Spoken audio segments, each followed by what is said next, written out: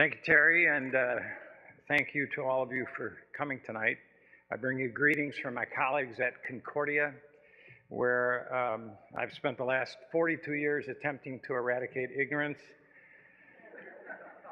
I can say it has not been totally in vain. I think some of my students are here tonight.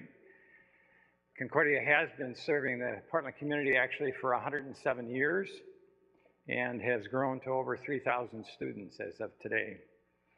We're a liberal arts university that values the healthy tension in learning as a prerequisite to true learning, where the student adopts learning as a lifestyle. It's on this basis that we decided to support this presentation by Dr. Clayton. While Dr. Clayton's theological insight can be characterized as thinking outside the box, particularly compared to some traditional Christian theology, it's also very consistent with Concordia's spirit of emphasizing creative enterprises and analytical thinking. Concordia was recognized in 2009 by the Washington Post as the #1 master's degree institution in America in terms of service to its community. We, that year, supplied over 240,000 hours of volunteer service to the Portland community. We believe that true learning must involve relationship with others, not just ideas. And I'm therefore very interested to hear Dr. Clayton's address tonight to see what progress is being made at the interface of science and theology by constructive theology that might contribute to that conversation. Philip Clayton is the dean of the Claremont School of Theology and provost of Claremont Lincoln University. He holds the Ingram Chair at the Claremont School of Theology. Clayton received his PhD in religious studies and philosophy from Yale and has held visiting appointments at Harvard, Cambridge, and the University of Munich. He's published over 20 books and hundreds of academic and popular articles. Over the course of 25 years of teaching and research, Clayton's interests migrated gradually from philosophy through the science-religion debate to constructive theology. His book, Explanation from Physics to Theology, an essay in rationality and religion, published in 1989, and several dozen articles explored similarities and differences in how knowledge and explanations function across the disciplines. The Problem of God in Modern Thought, published in 2000, and a series of accompanying articles explored the fall and rise of theistic positions in the international debate on the science-religion relationship, including principal investigator of the Science and the Spiritual Quest program. He has been an outspoken advocate for multicultural and multi-religious approaches to the field. Clayton has written or edited over a dozen books in the field and spoken on the topic in almost every continent. Recent works include Adventures in the Spirit, In Quest of Freedom, The Predicament of Belief. This book is out in the hall if you want to buy it later. I bought it because in case the speaker was boring, I'd read it during the talk. And Religion and Science, The Basics, published in 2012. A series of events precipitated his most recent turn. That was leading the Ford Foundation grant called Rekindling Theological Imagination with Marjorie Suchaki, lecturing around the country on emergent Christianity, organizing the Theology After Google event, and launching the Big Tent Christianity movement with Brian McLaren, Tony Jones, Trip Fuller, and others. Transforming Christian Theology for Church and Society, published in 2009, argued that seminaries should help prepare Christian leaders for an unheralded transformation in the church, which has already begun in our culture. And we're seeing that certainly at Concordia.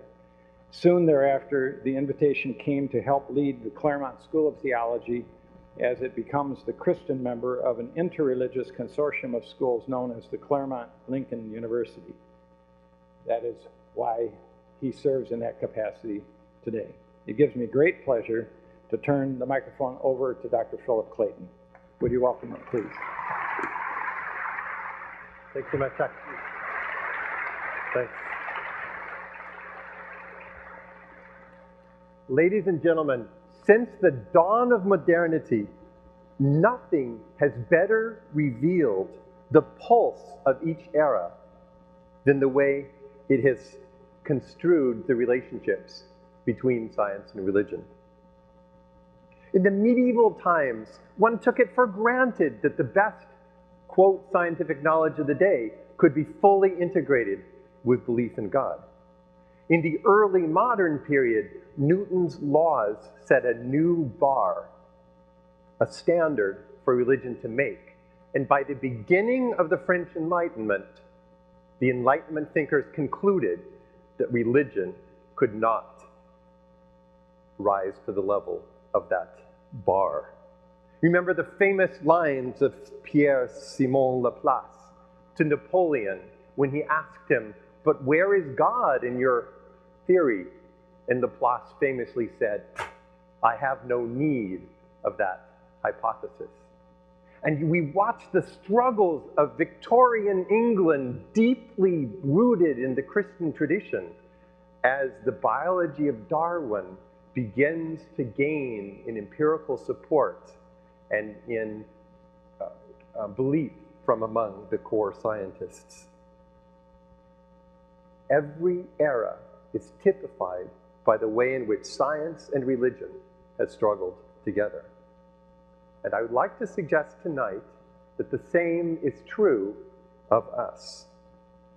The cultural history of the last 20 years is maybe more clearly revealed by this ongoing struggle than by any single other feature. I should tell you, I found it a fascinating question when, as an undergraduate, I launched into this field, and over the last 35 years, it's been my bread and butter to watch the different phases, to attend conferences all over the world.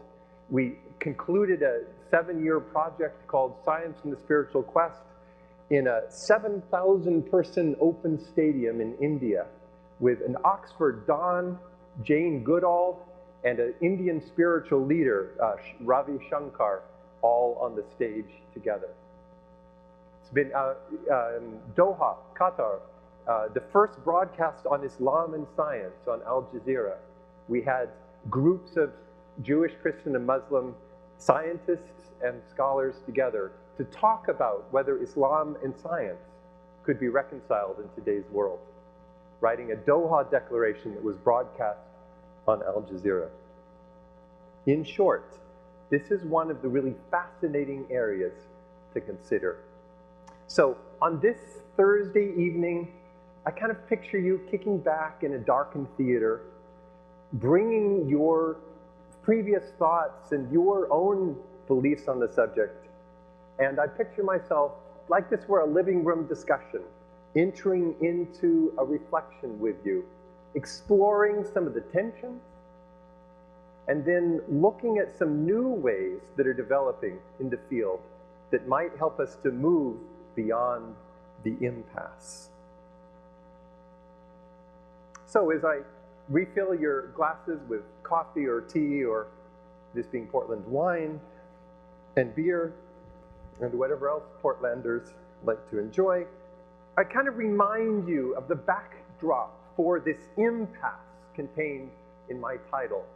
What's happened over the last couple decades? Well, I remember a first phase when the first books began to come out to talk about how science and theology might be integrated. Books that some of you know with titles like Chopra's The Tao of Physics, or Gary Zukav's The Dancing Woolly Masters. And then this amazing age of exploration in the 1990s, when we began to bring groups of scientists together to talk for the first time about how their own faith and their science might integrate. I had the privilege of hosting 125 scientists in small group meetings at Berkeley and Stanford and New York and in Paris, and watching the excitement while they sort of explored the paths of connection and the paths of tension between these two fields. And then, ladies and gentlemen, all-out warfare broke out. About 12 years ago, 13 years ago, the positive relations soured, and the press, the media, began to be preoccupied with a battle to the death between the two sides.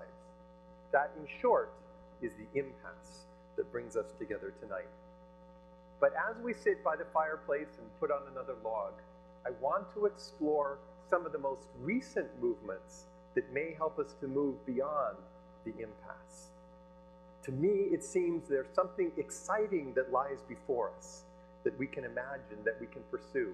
And it's that journey on which I want to invite you tonight. You'll have to forgive me in advance if some of my comments are tongue-in-cheek and a bit irreverent, but heck, sitting in a living room, sometimes you have to just say it like it is. If we disagree, we're going to talk it through. And certainly in the question and answer, you'll have a chance to do so. I want to frame the discussion by showing you a clip of a famous Polish-Jewish mathematician, Jacob Bronowski. This is from the famous show, The Ascent of Man, aired first in 1973. And throughout tonight's talk, I want to bring you little clips so that we can have the voices themselves represented as we talk. Bronowski was one of the most highly respected commentators on science of the previous generation. He addresses a situation similar to ours today, the sense that an all-out battle has arisen. So I pulled off the internet just to kind of remind you of the state that we stand in today, some of the battle cries that typify the recent discussions. No longer do we have a sense of a partnership, but scientists lay God, or it looks like sort of a Jesus figure, out, tearing him apart. The hammer of science comes down hard on traditional religions. Or as one says, God throws the creationists a curve, let there be evolution. This is my favorite one. What do you mean you're working on our genealogy? The tree of the knowledge of good and evil. You have a little bit of sense that the depth of evolutionary history isn't fully appreciated by this Sunday school picture. His comments, I think you made your mistake right at the beginning. Intelligent design, irrefutable evidence of the evolution of stupidity. Kind of harsh battle cries sounding out from both sides. Here's Michelangelo, but it's a different sort of creature instead of God now. I love this one. It's this kind of Hindu goddess floating up there as well. Adam's hidden behind the earth, right? The Big Bangist. You have the God figure kind of wandering away. I love this one. The angel comes from heaven to talk to who? Charles Darwin. Evolution of ape to humanity, lots of evolutionary sort of new agey pictures. Evolution of DNA and the cross. Biblical evidence room number 1. The God of Evolution, recent book, and the last one. The hell with natural selection. Let's just eat nice fat ones.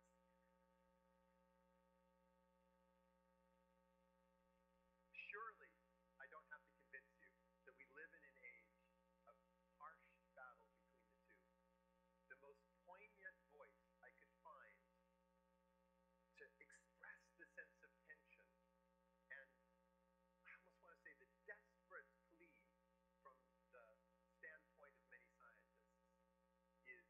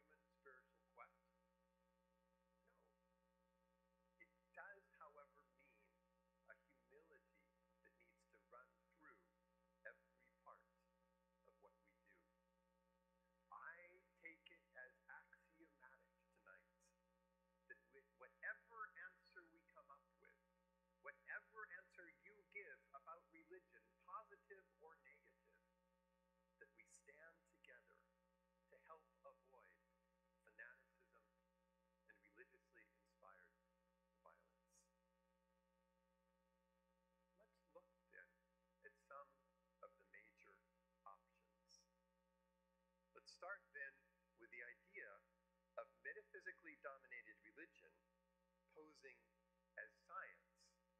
And for this, I brought into the living room tonight the grandfather of the intelligent design movement, William Dembski. Well, creation is always about the source of being. Where does everything come from? And one way you might illustrate that, there's a joke that was making the rounds on the internet some years back where scientists come to God and they say, we can do everything you can do. God says, oh, that's interesting, show me. And then they say, well, we can create humans from scratch. We can take some dust and as they're about to continue, God says, well, wait a second, get your own dust. Okay, now that's what creation is. It's giving being to existence. Carpenters take pre-existing materials. They're designers. And design is about taking pre-existing materials and finding patterns that point you to intelligence. So another way I illustrate this is if you imagine a pan balance. You've got a bale that includes one side. And you've got 1 pound weight on this side, which is up. How much weight is on this other side? Well, you know it's more than one. It could be 2 pounds. It could be 5 pounds. It could be 1 million pounds. And that's how it is with intelligent design. We know that there's an intelligence behind the things that we see in nature, and things in biology and cosmology. But getting to an infinite, personal, transcendent, creator God of Christianity is not something the logic of intelligent design can take us to. But it's friendly to Christian theism in a way that atheism, the Darwinian evolution, and materialistic evolutionary theories are not. Intelligent design or science does not get us to the infinite creator God of Christianity, he says. It doesn't get us to ultimate creation as that which, quote, gives being to existence itself. But science should show us, claims Dembski, that there is an intelligent designer behind this universe, whose work makes possible the order that we find in the universe. This is a scientific conclusion, he argues. We should see that a designer is giving structure to a pre-existing material. Why, Dembski asks, do more scientists not acknowledge this obvious truth? Well, science has arbitrarily ruled out the discussion of intelligent design. Scientists today allow only for mechanistic processes. They refuse to acknowledge the evidence sitting before their face.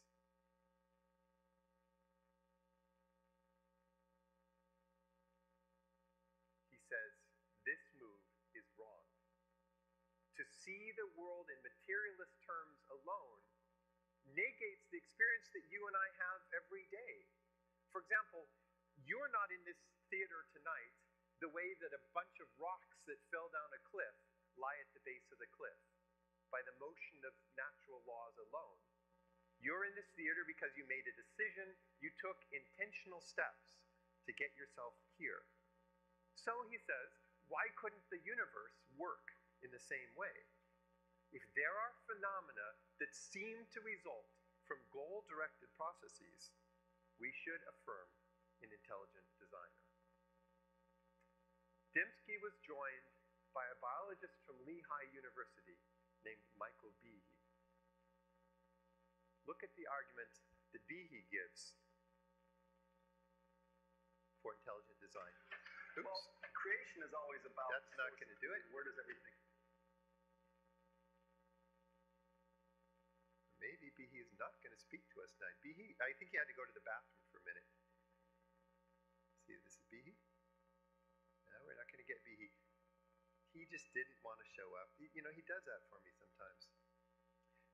Behe said that we find in nature signs of irreducible complexity, things that evolution could not have designed. His favorite example was the hemoglobin molecule. In a book called Darwin's Black Box, Behe argued that this structure couldn't have evolved because it wouldn't have had any purpose until it could carry oxygen through the bloodstream. Evolution can only work if things have some additional value for the organism in the process of development. There's no way that this could have evolved.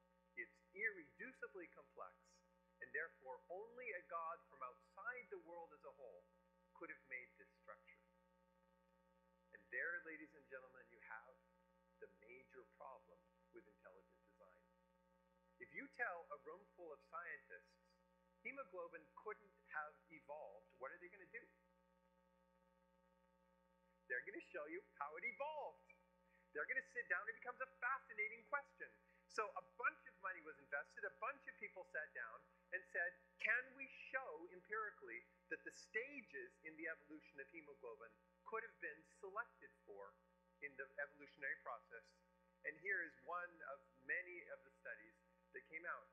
Every stage in the development of hemoglobin had a positive function for those particular animals, all the way down to the structure, this structure that we looked at before. And there, ladies and gentlemen, lies the danger of saying to science, you could never explain this.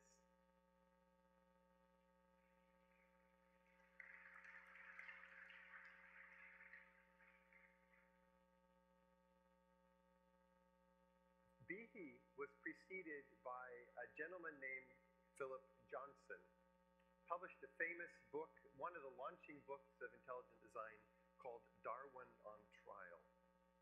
A retired UC Berkeley professor, when a friend and I took him out to lunch, he told us proudly he'd been a district prosecutor in San Jose. And he thought he was going to now prosecute Darwin the way he prosecuted the petty felons in San Jose civic courts. Look, if he's willing to show up for us tonight, at Phil Johnson. They mean indoctrinating people in the outlook of evolutionary naturalism. They call it the scientific outlook. So what is continually to be done is evolution is to be promoted as something which is certain because the scientists believe in it. Evolution means not just gradual change, it means naturalistic philosophy. It means a purposeless material force brought about our creation. And so the difficulties with the theory are to be concealed, are to be kept from the students. Only the certainty that it's true is to be communicated, and then they'll gradually learn more and more about it as they go along. But it's a campaign of indoctrination done to promote a philosophy, really a religion in all but name, under the guise of science. For Phil Johnson, evolutionary theory is, quote, evolutionary naturalism. Evolution is not a science. It means, quote, naturalistic philosophy. What we call evolution is a form of human dogmatism, equal to or worse than the belief of any religious conservative. He describes the growth of evolutionary biology over the last decades as a, quote, campaign of indoctrination. Evolution is nothing more than, quote, a religion under the guise of science. So my friend and I put a question to Mr. Johnson. We said, all right, so when you criticize evolution and try to show that contemporary theories are so flawed that they shouldn't be taken seriously, what do you offer in its place? He said, well, I don't know. I don't know how to explain the natural world. That's not my question. I'm the prosecutor here, remember? Your question's out of order. And we said, well, wouldn't you think that the task of the growth of human knowledge is, if you find an answer that's not good enough, we work together to put something else in its place? Don't you feel some obligation as a critic to attempt to give a better explanation of how the world developed? And Phil Johnson said, nope. Not at all necessary. All I need to do is knock evolution off its throne. Ladies and gentlemen, I want you to think back to that opening clip from Jacob Bronowski. Bernowski said what we need to do is always humbly to extend the reach of human knowledge a little further, a little further. If we can do that, we can gradually push back the boundaries of ignorance. And the greatest danger is that at some point we would lay down dogmatic lines in the sand and say, it goes no further than that. My fear from Phil Johnson, and in some ways, I believe it expresses the experience of the intelligent design movement, is that it throws out answers as inadequate without doing what a scientist would do to quest for better answers in its place. Now, I have a confession to make for you tonight. I'll make it in public, even though this is only a living room chat. I don't actually hate the word God. I don't mind metaphysical reflection. For humans to wonder what might be the ultimate ground of the things that we see strikes me as a good thing. But the thing that really worries me is to take that religious quest, or one's own religious answers, and to defend them to the public under the guise of science. Phil Johnson, Michael Behe, William Dembski, it's fine that you're Christians. Come tell me about your belief system. Tell me what you believe about God. But why would you feel that you have to convince me that your answer is a scientific answer and is better than, say, biology or contemporary physics? It seems to me that surely is not the right way to go in moving in this direction. Look at some of the quotations that they offer to us about intelligent design. I just want to contrast, before I do that, the answer of irreducible complexity to the kind of answers that we give in science. We locate the chemical components of the DNA strands, adenine, guanine, thymine, and cytosine. Then we look at the ways in which there are their letters there on the DNA strand. See if I can get you a pointer. How they gradually produce proteins, and that the proteins are the sort of workhorses of the cell. The cells help carry out the functions in the living cell, and the cells together form communities of cells that help to do these various activities. That's a powerful explanation. Is it complete? No. Is it perfect? No. Is it something that we can work on and gradually improve? Yes. Can you see the difference between trying to develop these sorts of answers and the, quote, science that the intelligent design theorists offer in its place? That strikes me as an importance. And the kinds of comments that they make about the science are disturbing to me. The conclusion of intelligent design flows naturally from the data itself, they say. It's a process that requires no new principles of logic or science. Dembski says, don't define miracles as violations of natural laws, because that presupposes you know what nature is like. It presupposes that nature is a closed causal system. It's also to impose prior limits on divine action. We need a science continually open to divine action, writes Dembski. I think that's a little harder to get than you might imagine. Dinesh D'Souza, in a debate, said, a bigot is simply a sociologist without credentials. In other words, sociologists are bigots with PhDs. Harsh words, huh? And Phil Johnson, evolutionary naturalism takes the inherent limitations of science and turns them into a devastating philosophical weapon. Science is merely philosophy, see it? Because science is our only real way of knowing anything. What science cannot know cannot be real. A frontal assault on science is the way to preserve religion. In our living room discussion, I have to say that's not a route that I can follow. Let's move in to the next set of answers, being evangelically anti-religious.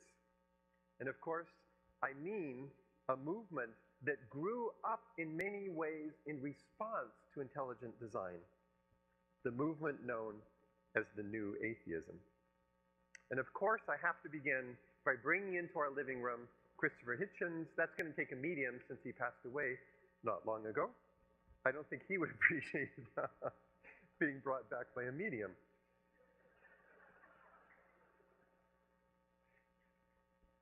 Hitchens argues that any belief in God is a belief in a sadistic God who has been watching human suffering indifferently through most of history. In order to believe the Christian message, you have to believe this. For those 100,000 years, people were born, died, usually, many of them, in childbirth, either the mother or the child. Had life expectancy, perhaps 20 years, 25.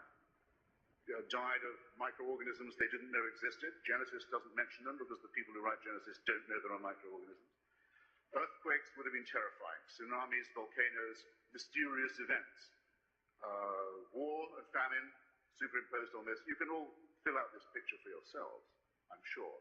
That was our life. For tens of thousands of years, on and on it went. Maybe a gradual upward curve of a sort. We seem to have made some progress, very painfully, and with infinite suffering and labor, and with our solidarity still intact. Now here's what you have to believe. You have to believe that heaven watched that for 98,000 years. And after 98,000 years, decided 2,000 years, it may be time to intervene. And the best way of doing that would be to have a filthy human sacrifice in a very remote part of Palestine. And the news of this has still not penetrated to the rest of the world, and I don't think will be believed when it does, and isn't believed by me, and can't be believed by a thinking person. Thank you. Ladies and gentlemen, Christopher Hitchens. The best defense is what? A good offense.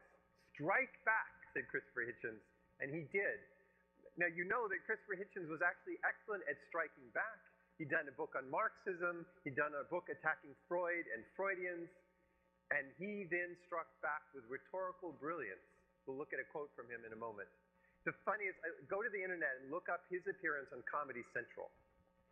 It's the only religion science presentation where more than half has to be bleeped out because it can't be presented in public.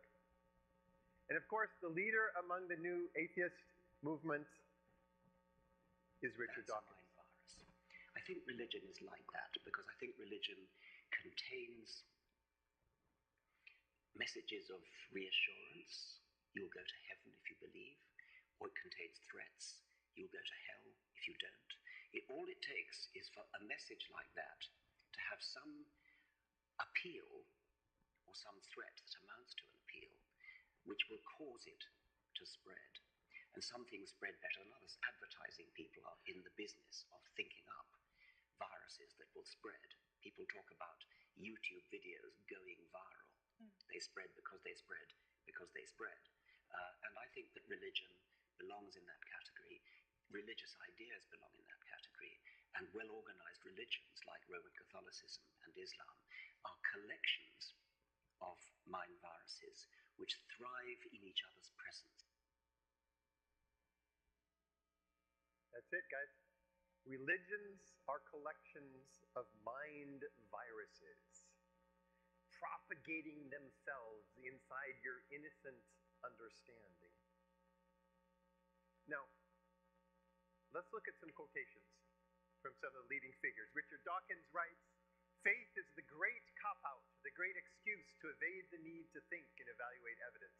It's belief in spite of, if even perhaps because of, the lack of evidence." Hitchens says it comes from the bawling and fearful infancy of our species. It's a babyish attempt to meet our inescapable demand for knowledge and other infantile needs. Dawkins says it's about turning untested belief into unshakable truth through the power of institutions and the passage of time. Christopher Hitchens, Jesus is Santa Claus for adults. Now, these guys can write. Here's my favorite sentence in all of Dawkins. It's page 36, I think, of The God Delusion. He writes, "The God of the Old Testament is arguably the most unpleasant character in all of fiction, jealous and proud of it, a petty, unjust, unforgiving control freak, a vindictive, bloodthirsty ethnic cleanser, ouch, misogynistic, homophobic, racist, infanticidal, genocidal, filicidal, pestilential, megalomaniacal, sadomasochistic, capriciously malevolent bully. I mean, if theists could write like that, it would be an interesting debate. And my favorite two quotations from Christopher Hitchens from the book God is Not Great. Religion has caused innumerable people not just to conduct themselves no better than others, but to award themselves permission to behave in ways that would make a brothel keeper or an ethnic cleanser raise an eyebrow. There's the ethnic cleanser phrase. Again, they like that one. And lastly, probably the most famous sentence in this book, people of faith are in their different ways planning your and my destruction and the destruction of the hard-won human attainments that I have touched upon. And he gives his subtitle, Religion Poisons Everything. What do we say about this? You know, defenders of science weren't always quite so hostile to religion. It was the intelligent design movement in part, and I think in part it was the spectacle of airplanes flying into the towers of the World Trade Center on September 11th, 2001, that closed down that more open discussion that had been being carried out between scientists and religionists and led to this tone of all-out hostility. And you know, I want to ask, does my admiration for science, in my particular case for the study of theoretical biology, does that require me to say these things? Do I need to label religion as such, as inherently evil?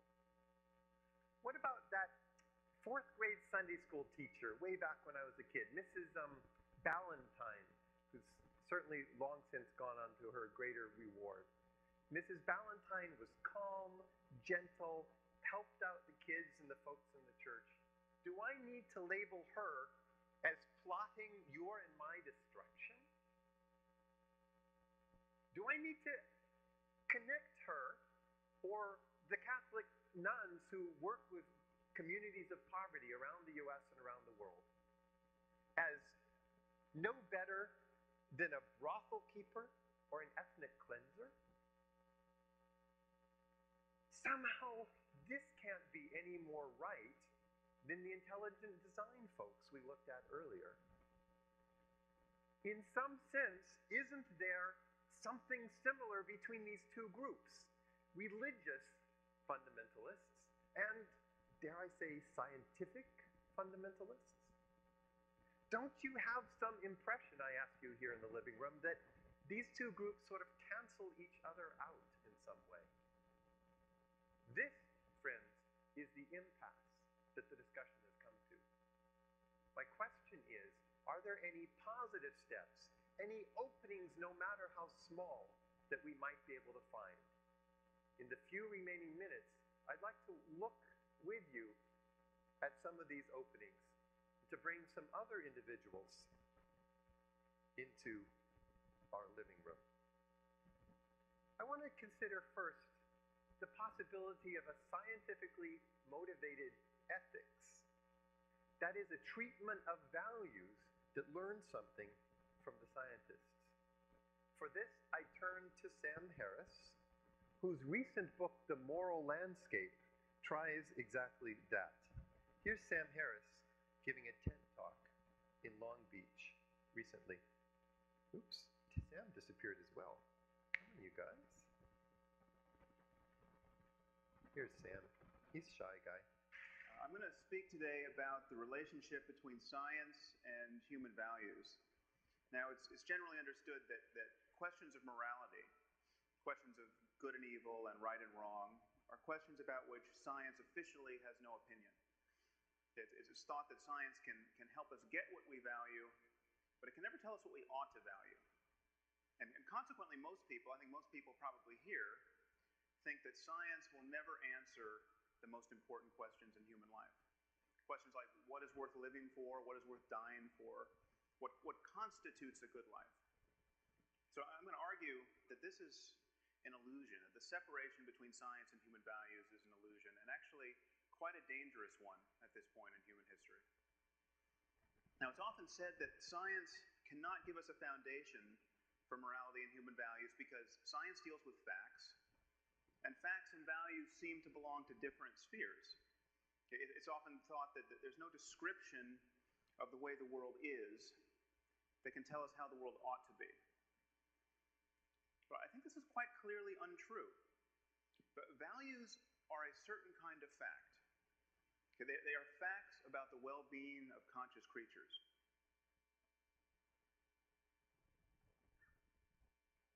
Now there's something attractive about that.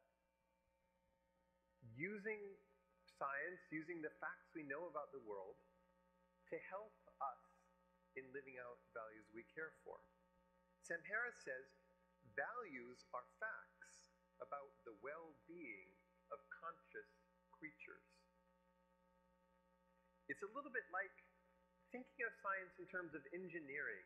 This is a theme that our host, Terry Bristol, has discussed in a number of publications. When you build a 747 passenger jet, you have the goal that the thing doesn't fall to pieces in the air, but lands with the people safely. That, my friends, is a value. That value guides the engineering process. Doctors are men and women who try to bring values to the care for the human body. They use science deeply, but they agree on the outcomes, namely health or overcoming sickness. Isn't here a partnership between the valuing sides of ourselves and the study of the natural world that science gives us? Sam Harris here doesn't throw down the gauntlet to religion. He's done that earlier. He offers a kind of neutral place where we as human beings can be engaged in this quest. Sam Harris, however, argues that science is all we need to be moral. And there, I'm not sure that he's right. Could we supplement what Sam Harris does here with some sort of acknowledgement of that side of ourselves that many call spirituality? What might spirituality look like if we develop it in the sense of a horizontal spirituality, one that reaches out to other human beings and the world, emphasizing less the vertical spirituality of some traditional religion? And for that, I'd like to bring a clip from one of my favorite people, Jane Goodall. It was obvious watching them that they could be happy and sad. And then the communication signals, kissing, embracing, holding hands, patting on the back, shaking the fist, swaggering, throwing rocks, all of these things done in the same context we do them. How did you see their sense of humor? I've seen a mother laugh when she hears her older child who hasn't paid attention and he hasn't noticed which way she's gone, and the older child is going through the forest whimpering, crying, you know. And the mother's up in the tree, quite quiet, and you hear her going, just laughing. Can you make a greeting? Let me get into the mood of doing the pant grunt of greeting. Yes.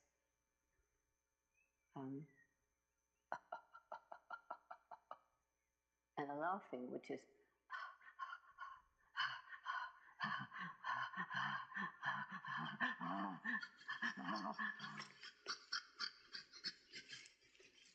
and can get quite loud. It does sound like laughing. Yeah, it does sound like laughing. It is laughing. Beautiful, huh?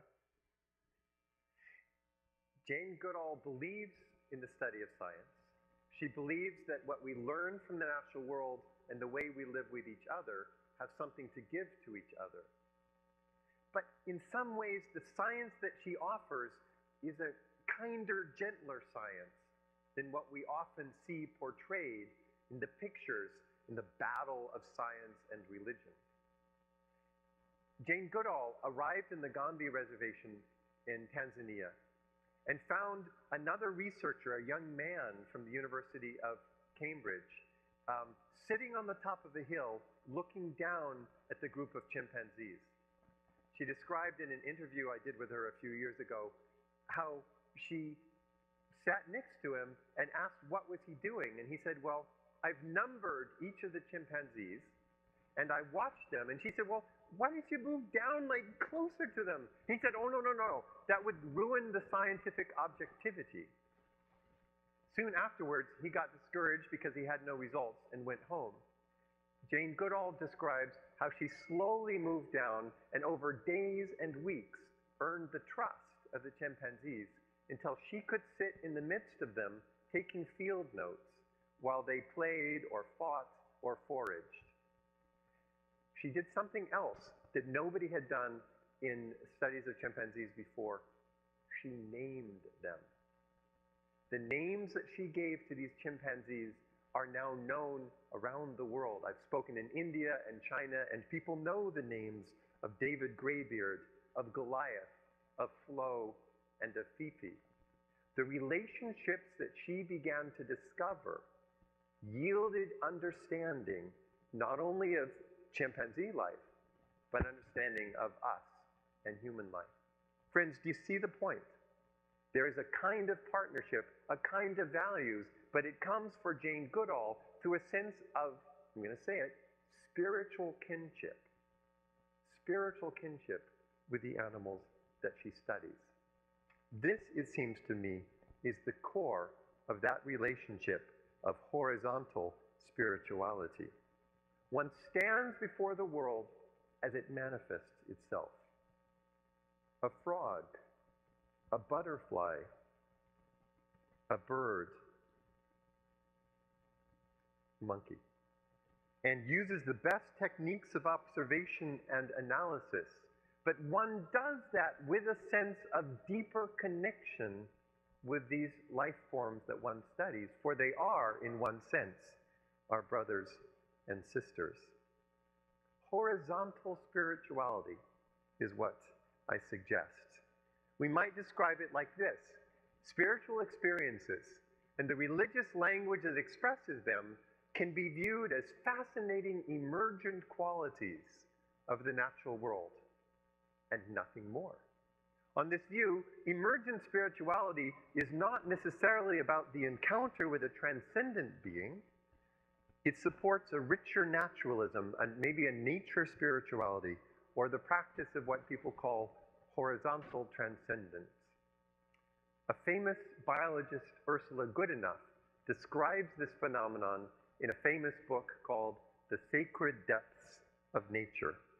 She says, as a cell biologist, I experience the same kind of awe and reverence when I contemplate the structure of an enzyme or the flowing of a signal transduction cascade as when I watch the moon rise or stand in front of a Mayan temple.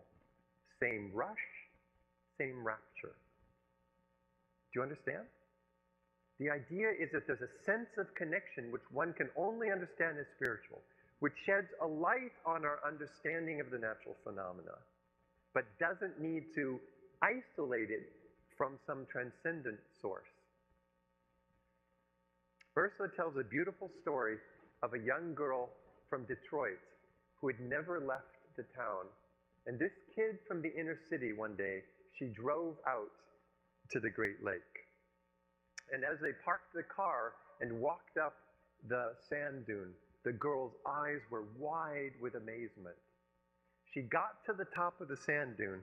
She looked out over the lake with no horizon in sight. And the girl froze in amazement. She had never realized that the world was that large, that great, that awesome. And Ursula describes how she then ran down the sand dune and did an impromptu dance on the edge of the water, filled with the joy that the world could be such a great place. Do you understand? Horizontal transcendence. We can transcend outward into the world around us, not always transcending by a sort of escape from the natural world as a whole. It seems to me that here lies a piece of the puzzle that we want to include. Let me try to take you one step deeper. Can we try to name that something that we encounter in the world? And let me start poetically, because I'm not sure I can describe it in terms of doctrines or metaphysics. So I turn, as you can tell from the line, to the poetry of Wordsworth, the famous poem Tintern Abbey. Some of you will know it, but let me just remind you. Wordsworth writes, "For I have learned to look on nature, not as in the hour of thoughtless youth, but hearing oftentimes the still sad music of humanity, nor harsh, nor grating, though of ample power to chasten and subdue. And I have felt a presence that disturbs me with the joy of elevated thoughts, a sense sublime of something far more deeply interfused, whose dwelling is the light of setting suns and the round ocean and the living air and the blue sky, and in the mind of man, a motion and a spirit that impels all thinking things, all objects of all thought, and rolls through all things." Here, though, friends, our words become stumbling. What can we say? Dare we try to name that sense of something far more deeply interfused? That something that I simply can't capture in the language of science alone. So I brought you a couple speakers, and I'm going to let you pick. Some of you can go with the first and the second, but not the third and the fourth. Some will be uncomfortable by all four, and some will find themselves happily affirming these sorts of claims. Let's look for a moment and see what they offer us. The atoms that make up every single part of our brains and bodies were created in the centers of stars billions of years ago. Each person may well be a unique configuration of those atoms, but these building blocks are older than the Earth itself. As has been said, we are stardust. But we are conscious stardust. Unlike the chair we are sitting on, we are aware of our surroundings and are capable of thinking about, reflecting upon, and learning about the universe in which we exist. We are the consciousness of the universe. We are the universe discovering itself. We are not separate from it. We are it. Interesting. The group of science teachers I sat with this afternoon said, from a science perspective, no problem. These are things I can say as I reflect on the significance of the science for me. How far can we go in attempting to name what this might be? Where does it make you get queasy or pull back? Is it the words of Emerson, the soul of God is poured into the world through the thoughts of men? Or Matthew Fox, can you affirm as the ocean is in the fish and the fish are in God, so God is in everything and everything is in God?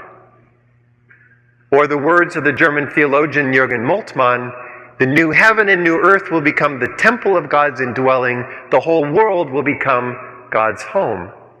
This quote is subtly different than the two that preceded it. Sally McFaig, the world is the bodily presence, a sacrament of the invisible God. Or, less orthodox, the words of Samuel Alexander, all we are the hunger and thirst, the heartbeats and sweat of God. Now, what's happening in sentences like this? Clearly, this word God is being used metaphorically. It's being used to evoke some features of the natural world. Yet these quotes go beyond what we did before because they do introduce that heavily laden word God. So it leads me to ask, as we sit here in the living room, sitting before this impasse, can we utilize words from the tradition? Can we utilize some of the ancient terms to try to describe our sense of this world that we live in? Or are these words closed off from us now, no longer available? Would the language of Eastern traditions maybe, or of New Age traditions, be more helpful? How about Deepak Chopra? Would he be more helpful? When you were first conceived, you were just that double strand of DNA in a fertilized ovum. It divided 50 times only. In 50 replications, you had 100 trillion cells, which is more than all the stars in the Milky Way galaxy. And each cell, it's estimated, does about 6 trillion things a second. And every cell instantly knows what the other cell does. How does a human body think thoughts, play a piano, kill germs, remove toxins, and make a baby all at the same time? And whilst it's doing that, it tracks the movement of stars and planets, because your biological rhythms are actually the symphony of the cosmos. There's an inner intelligence in your body. And that inner intelligence is consciousness. It's the ultimate and supreme genius which mirrors the wisdom of the universe. Can we affirm an inner intelligence that mirrors the wisdom of the universe? Let me give as a final example a brief interview with Bear Hart. He was a multi-tribal spiritual leader of the Muskogee Nation, the Creek tribe. He passed away in 2008 as one of the last traditionally trained medicine men of the Native Americans. He summarized his thought briefly here. I hesitate to say Indian spirituality. When you're saying spirituality, it encompasses all things, good and bad, positive, negative, whatever it might be. The Spirit embraces all things, and we walk the spiritual path. And it happened that we had knowledge of a supreme being long before the Bible or the churches came to us. We had a connection with the great Creator. And in my particular tribe, which is the Muskogee Creek, we refer to him as Opunga, the one that looks over all of life. Opunga, the one who looks over all of life. I'm not a Native American. These are not traditions native to me. Yet somehow I sense in Bear Hart's relationship to the world and in the language and the practices of Native Americans something immensely desirable, some sort of opening to a connection that they experienced and lived, and that we as modern technology-imprisoned human beings have lost. And I think that too, I want to be part of this new set of resources as we move beyond the impasse. But look, there are skeptics in the audience, and all of this may seem too strange, too new agey. And to them I want to say, and to myself I want to say, okay, speculation is fine, but at some point, isn't it action in the world that matters? How about religiously motivated activism? I can't give you a better example than the Buddhist monks in Thailand who place these robings on the trees in the forest. The trees, having been blessed by the monks, can't be cut down. In this way, the monks became environmental activists to prevent the logging and the hunting of wildlife that is decimating the forests in northern Thailand. These monks, blessing the trees and thereby saving the forest. See the ceremony of blessing. Become activists. They are part of an international movement known as socially engaged Buddhism. And I suggest that socially engaged Buddhism is a movement that we can embrace for the sake of humanity and nature, whether or not we identify with the Buddhism of Thailand. Listen to some of the ways they describe it. Buddhist monks are wanderers, not hermits. They're involved with people in the world, and their duty is to help people in the world. Ladies and gentlemen, I cannot view religion of this type as equivalent to ethnic cleansers and brothel keepers. If this is what religion has to offer to the planet, I happily accept this gift as a non-Buddhist. Kenneth Kraft says engaged Buddhism entails inner and outer work. We strive to change the world, to change ourselves, and we change ourselves in order to change the world. And I want to say as a non-Buddhist, more power to them. What an incredible ideal. And it won't surprise you that the last quotes I want to bring on Buddhism are from Thich Nhat Hanh, an amazing writer whom I recommend to you. His religious creed is simple. Do not avoid suffering or close your eyes before suffering. Do not lose awareness of the existence of suffering in the life of the world. By such means, awaken yourself and others to the reality of suffering in the world. And I feel something in this ancient religious tradition is a gift to us in 2012. A piece of this puzzle that tonight around the fireside we're trying to craft together into a livable worldview. Finally, once there is seeing, there must be acting. We must be aware of the real problems of the world, and then, with mindfulness, we will know what to do and what not to do to be of help. Those clearly are helpful and powerful words. I have to say that I left 30 years in the classroom to help run this new experiment called Claremont Lincoln University.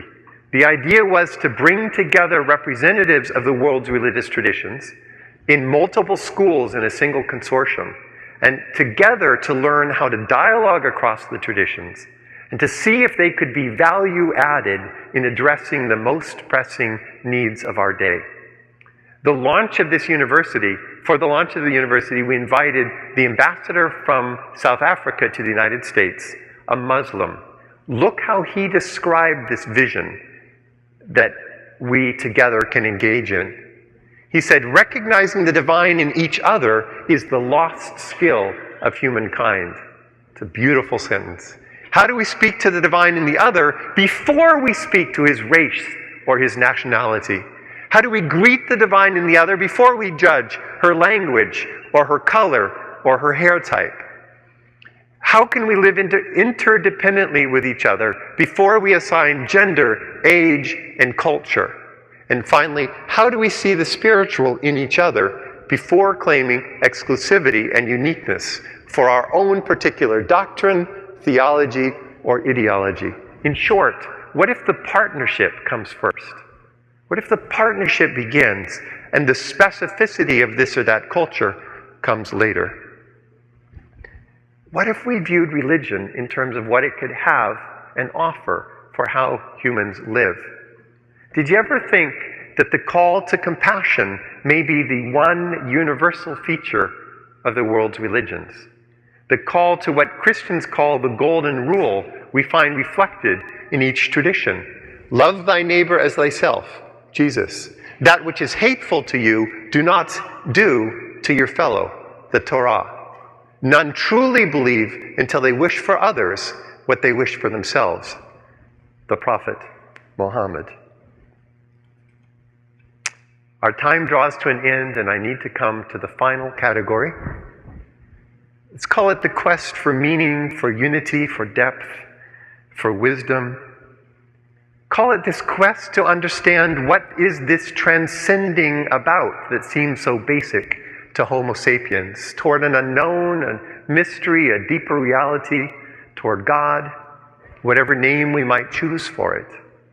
Rudolf Otto, the great phenomenologist of religion, described it in a pithy phrase, mysterium tremendum et fascinans.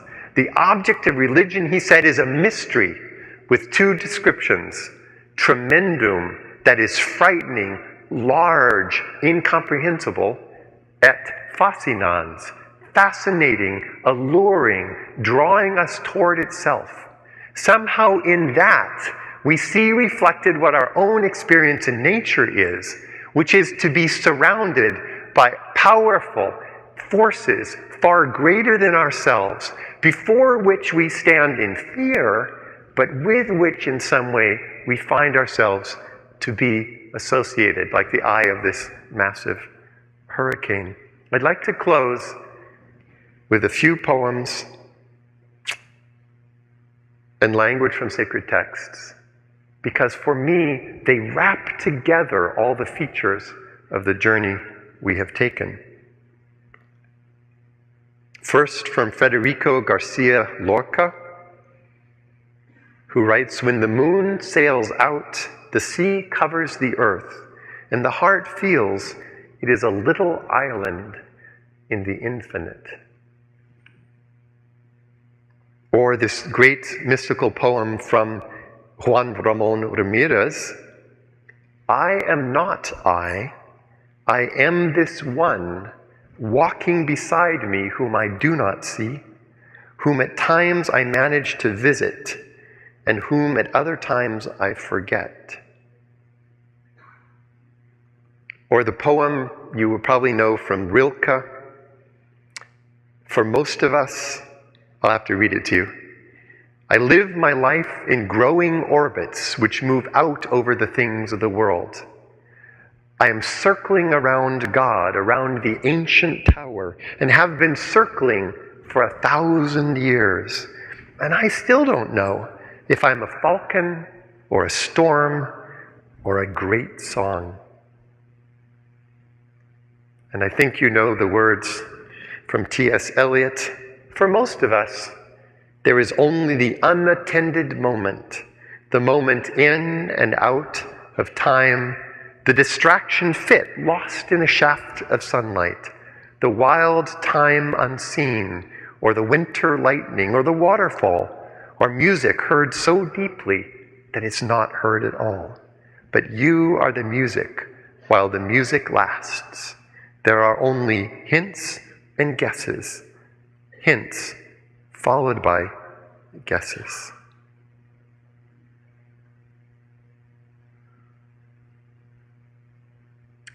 And the sacred texts spell out the same magical, mysterious, alluring message.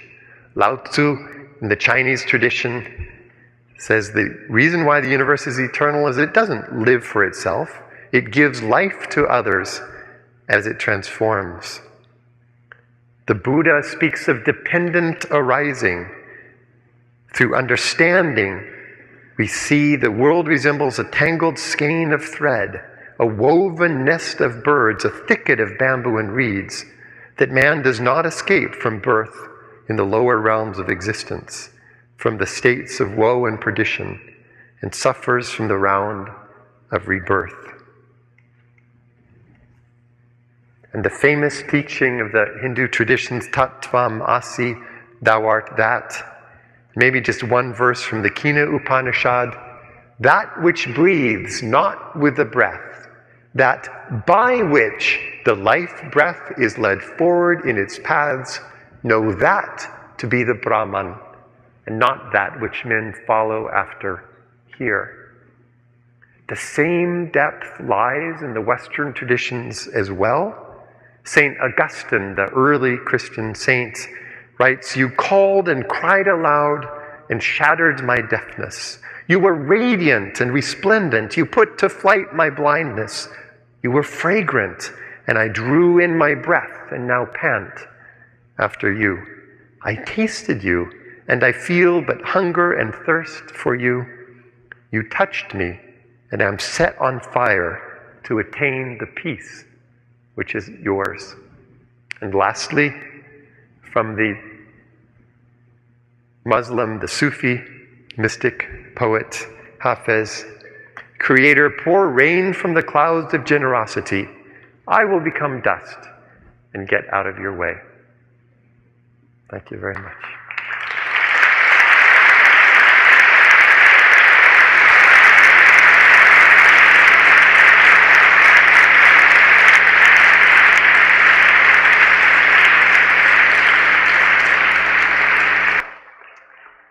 And now as they bring up the house lights, a couple of people try to escape always before the lights come up, so you can't see them walking out. Since this is a fireside chat, I'd welcome you to add your own thoughts to the mix. We'll make it a conversation for the minutes that remain for us. As you can see, there's a microphone there with a spotlight on it, a microphone there, and a microphone in the balcony. And let's just do a fireside chat for a few minutes and see what happens as we try to blend these together from our perspectives. Please, go ahead. Yes. Hello, my name is Austin Ambrose. I'm a senior at Sunset High School. And my question is, you talk about this sort of division of science and religion that happened in the late 90s, and I'm wondering, do you think that it's possible for religion to evolve and the two could peacefully coexist, or do you think they'll just fight each other until eventually one is eliminated? Great question, Austin. You know, really, isn't that what the whole talk was about? Wasn't it an invitation for all of us to move past the impasse of the last 10 years? Wasn't it a call to allow religion to evolve? You know, and I thought, should I just give one answer? Here's the right, the one, and the true way for religion to evolve? No, that would totally contradict the point of this evening. So I offered various different ways. The evolution of religion in partnership with scientific ethics. The evolution of religion in partnership with activism. In partnership with poetry. In partnership with the ancient wisdom texts. But it is an invitation for religious people to engage in the growth of science rather than standing in opposition to it. Do you want to ask a follow-up question? We're good. Please, go ahead. Yes, my name is Bob McGarry, and I've been reading in some of your writings that you've talked about this idea of emergent Christianity and groups that have been forming all over the world. Do you have such movements going on from your organization, and how would we start to stimulate those kinds of things, say, here in Portland? Yeah, that's a great question. So it follows, Bob, your question really follows beautifully from Austin's question, because it says, well, what might it look like, say, within the Christian discussion for this kind of open approach to religion, non-exclusive, non-dogmatic, to take place? And all around the country, groups of people are meeting to ask about the questions, in their case, of Christianity. So at Claremont School of Theology, we invite people into these groups, sometimes in coffee houses, sometimes in classrooms after the day ends, to talk about new forms that religion might take. I spoke at a conservative Christian seminary a couple weeks ago on the East Coast, which shall remain unnamed. And I made this plea. I said to these 150 folks who were sitting in the auditorium, look, churches are getting emptier, and the role of Christianity is not as powerful as it used to be in society. Couldn't we find other ways to talk about Christian belief, to think of church in radically new ways? And here's what we need to do, you guys. Let's not lead with the dogmas. Let's not say first, believe right, get the isms right, and then you can be part of this community. Let's invite people in first, and then talk about the beliefs that we hold. So not believe, then behave, and then belong, but let's try belong, and then behave as a member of the community, and then we'll talk about sorting out the beliefs. You see what I'm saying? Reaching out to young people, especially without the isms. And so Bob, what do you think was the first question? A gentleman, theology professor, stood up in the back row and he said, excuse me, please tell me your doctrine of justification. Sometimes you have to let the isms go to find the kind of community that, say, Thich Nhat Hanh was talking about. So those are the transformingtheology.org, bigtentchristianity.com. Those are two of the websites where we've done some of the blogging. And I blog at philipclayton.net about these movements. Yeah, please. So I tend to think of both of these as being different points of the same discussion. Psychology has pretty much given evidence to something called consistency bias, where you will see what you want to see. And it's not a case of being closed-minded or opinionated. There's a biological basis for you will see what you wish to see. Your beliefs are basically there. And when I saw the first video, I was watching it and thinking, he's right. The egos involved in the eugenics scientists from the 1940s caused this to happen. I didn't see him as attacking religious bigots or closed-mindedness, but scientific closed-mindedness. And we've seen how religion has been used by people for evil purposes. Can we not see that perhaps eugenics is a great example, how science has been used by people for evil purposes? And it's not just a case of we're analytic and that's the end of the discussion. It's we're analytic and someone may abuse this knowledge. Someone may abuse these thoughts. Beautiful. Tell me your first name. Jim. Jim. Jim's plea is for us to see both sides of the question. Ladies and gentlemen, the reason I appreciate Jim's comment is over the last 10 years, groups have settled in to see only one side of the question. The kind of open give and take dialogues that we were all engaged in, many of us in the 1990s, gave way to the rigid fighting for one view over the other. You can only see the value of religion and science is dangerous, or you can only see the value of science and religion is dangerous. And Jim is asking us to recognize both the dangers of a fanatical religion and possibly the dangers of a fanatical science. Is that fair? Yeah, can I follow up with something? Please, yeah. How can you possibly separate them? If you think about science as being a tool used for analysis, you always go through the process of we analyze, we explore, we discover something, and then you have to take that step of, what does this mean? Well, then you're stepping away from science. You have to have them both together or you're not going to be intellectually honest. Yeah. One of the saddest things I've felt is to be with groups of scientists who, when we finished detailing the data and the scientific theories, lost interest. Or, it often happens, you guys, where there are these 3-day international conferences, and for 2 days we do scientific theory, and the third day, people like me stand up and talk about broader human questions. And in the beginning, so in the 1990s, everyone would stay and there was heated discussion between all the discussion partners. But in the last few years, I remember a conference at Stanford recently, but 2 days of scientists talking about the brain and neurological functioning, and the third day was consciousness and spirituality. I looked around the room, first thing I saw is most of the famous scientists had left. Like, this doesn't interest us, we're done. We've told you the data, we're going home. And the other thing that I saw is those who stayed would say, you can't talk about these topics. Richard Dawkins has some passages where he says, these are not questions to ask. But ladies and gentlemen, I'm a human being who knows I'll be dead soon.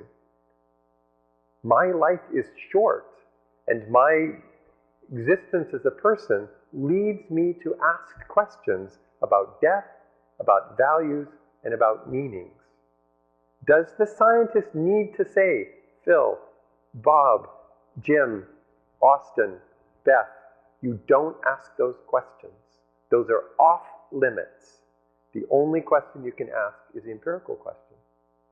And I side with Jim. There's nothing in the study of the natural world that excludes those broader questions of a human being encountering his or her own mortality. Please. Yeah, it seems to me... Tell me your first name. My name is Alok. Alok? Yeah. Seems to me from between science and religion, I mean, where understanding ends, faith begins. Because if I understand, I don't need faith anymore. Seems like in science we have, we tell ourselves stories about what we don't understand yet, and we make theories on that, and so we do the same thing on the religion side. We make up stories for where we don't have the answers, but we want to have some answers. So it seems in your, from the Eastern philosophy, moving beyond the impasse, There are other religions you didn't mention, like Jainism and others, that don't require the concept of a God and also have a concept of anekantvad, or many perspectives. So this is leading to the common understanding. This microphone in front of me is still not moving, and at the same time it's moving, hurtling through space on Earth. Both are true simultaneously. So it is a matter of coming to a shared perspective that allows us to then see things that are considered to be in conflict, but it's basically being able to move over to see the other person's perspective before you understand what the person is arguing about. Thank you, Alok. Do you understand Alok's point? He appeals to this notion of multiple perspectives in the Jain traditions, one of the 4 major traditions of India. But we know the same thing in Buddhist studies, where each individual part of the whole brings her own perspective to the whole. And that acknowledgement of the complexity that lies before us is part of the richness that lets humans be and recognize the massively rich and complex and irreducible data that surround us as humans and as knowers. Thanks, please. Your name? I'm Claire. I'm a freshman from Westland High School, and I kind of want to go back to Jim's question and comment a little bit. A lot of this debate kind of is about fear of things that happen when, like, religion or scientific beliefs get out of hand or people take it the wrong way. But instead of asking the question, which is more dangerous, religion or science, what do you think about human nature? That it's not really these religion or science that's doing these things, but it's us, that we can't really understand them enough to be able to do the proper things with them. Yeah, that's a great question. So what, if you take humans and what we've done, what does the evidence say? What kind of an animal are we? Irrational. Irrational. Thanks, Claire. That wasn't the answer I was looking for. Well. No, we're an animal that pursues knowledge. We're the animal, biologically, that invested in this massive prefrontal cortex. Compared even to the other great apes, we invest so much nutrition and blood flow in paying for this, this large brain. We didn't get fast. We have lousy fur, most of us, right? Without clothing and technology, we just die in most ecosystems in the world, right? But we have adapted to live in every ecosystem of the planet, virtually. We have an undying pursuit of knowledge. I mean concrete, hard knowledge that lets you do stuff in the world, right? And what else is true of us? We are the speculative animal. We're the animal whose imagination always outruns anything we know or any reality we live in. We live in a continual place of stretching forward. Heidegger says, running forward into the space of possibility. And Claire, I want to say we're both things. The one side expressed quintessentially by science, the other side expressed quintessentially by religion and spirituality. If this is us, friends, shouldn't we just honor and embrace that thing that we are in all its complexity and in all its beauty? Thanks for your question. Tell me your name.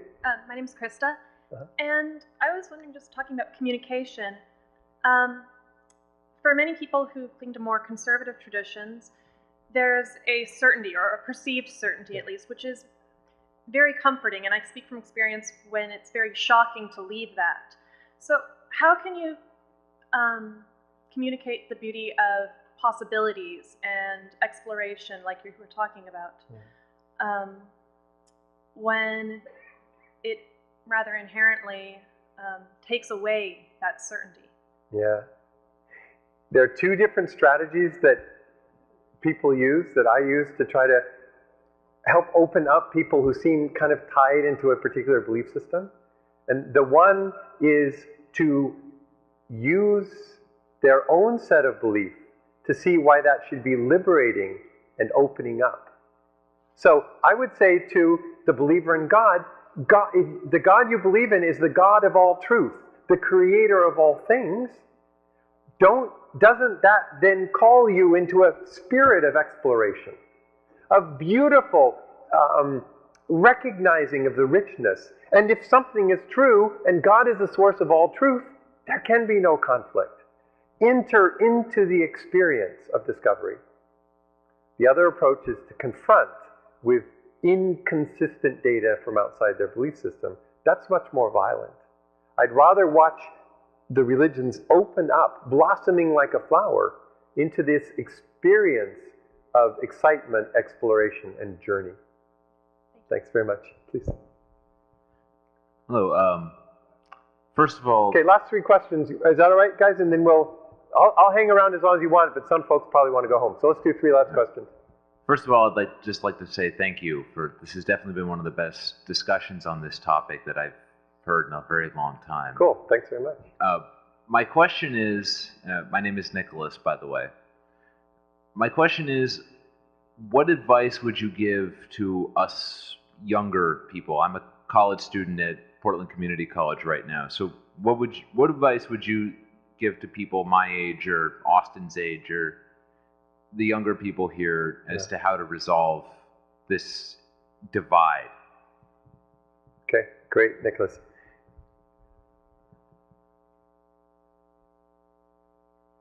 I would say, guys, it would have been nice if you were born into a nice, organized, predictable world.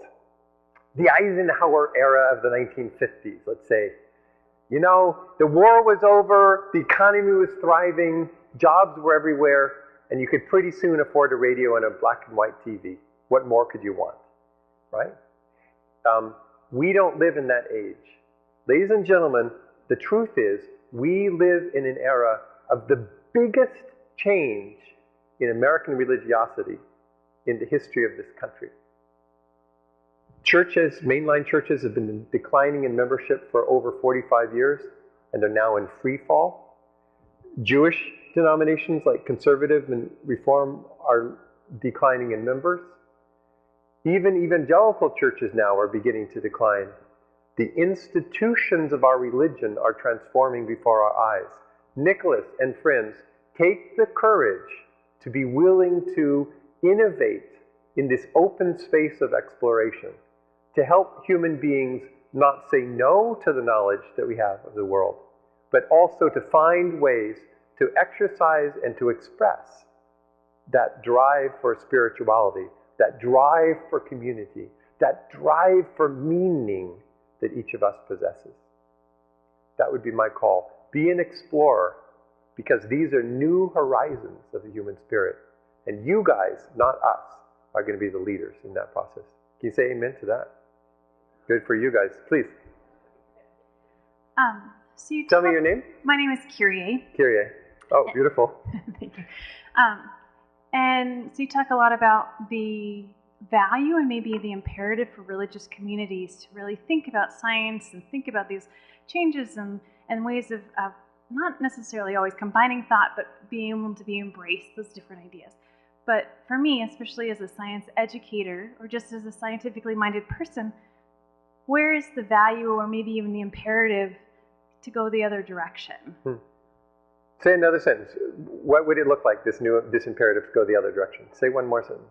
The imperative for those who are engaging in science, science education, the pursuit of science, or just the belief in science, to involve religious or spiritual ways of thinking, ways of knowing about the universe and ourselves and our meaning, to be able to hold a space for that in our way of conversing and discussing and moving forward. Great question, Kyrie. Let's view the history of the last dozen years as an anomaly. Let's say that this battle to the death will lead to the death of those two warring camps, hopefully not to the individuals engaged in them, but the camps. And let's go back to that spirit that was just opening up before 9/11 occurred. I had the privilege of leading this project, Science and the Spiritual Quest, and bringing together these groups of scientists. and you would not believe the richness of the integration that they brought. Andre Linde, architect of inflationary Big Bang theory at Stanford, one of the most important contributions to cosmology in recent years, took me aside one day after a conversation and said, okay, so I've done some good science, but I've always been cared most about a theory of consciousness I once developed. Let me tell you about that. Each person brought a speculative... Francisco Varela, famous neurologist in Paris, was a Buddhist meditator who helped people integrate the Buddhist practice with doing great neuroscience. The greatest scientists in the world have always had that something extra, that sense of a quest beyond what they do in the lab or at the desk. And that is the heritage of great science. Ladies and gentlemen, great science is humanistic. Great science is open-ended, not dogmatic. Great science rejoices in the boundaries of knowledge and in the dream of extending our knowledge someday. So, Kyria, I would say that's the heritage of great science. Thank you.